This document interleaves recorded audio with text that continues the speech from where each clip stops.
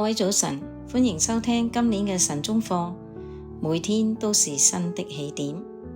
今日係4月3號，題目係天氣預報。經文記載喺路加福音12章54至56節。耶穌又對眾人說：你們看見西邊起了雲彩，就說要下一陣雨，果然就有；起了南風，就說將要燥熱，也就有了。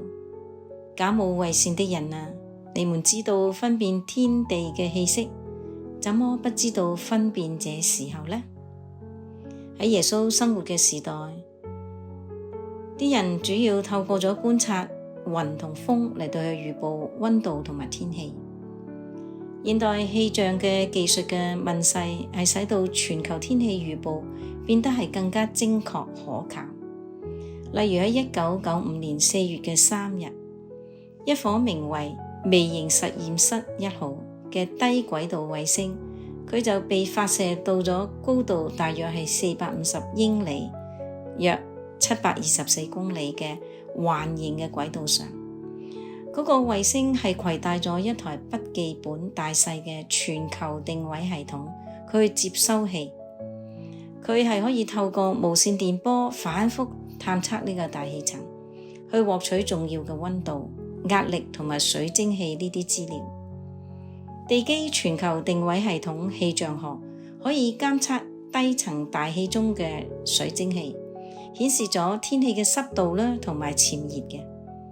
喺路加福音第12章54到56節當中，耶穌就責備眾人，因為雖然佢哋能夠準確去預測咗天氣同埋溫度，佢係冇法分辨佢哋所處嘅呢個時候。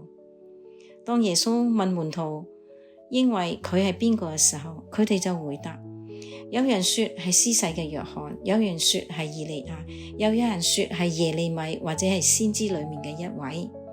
咁呢喺馬太福音16章14節咁記載，亦都就係話啲人根本就冇意識到喺耶穌基督裏面，彌賽亞嘅時代已經到嚟啦。佢哋對於佢嘅國度性質係漠不關心。呢個喺約翰福音18章36節。同樣我哋呢一代人係擁有先進嘅氣象系統，卻亦都分別唔出時代嘅一啲徵兆。譏諷嘅人佢會咁講：主要降臨嘅應許在哪裏啊？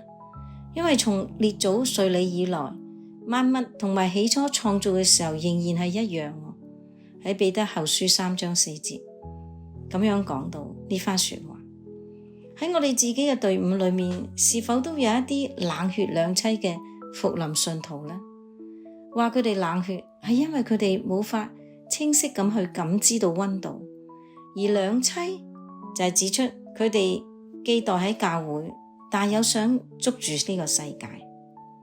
末世風雲正係以迅雷不及掩耳嘅速度去逼近，冇幾耐，基督將要駕着天雲去顯現，願主開啟我哋嘅眼睛，讓我哋睇清時代嘅預兆同埋今日莊嚴嘅日子。今日嘅內文分享到呢度，歡迎聽日繼續收聽，再見。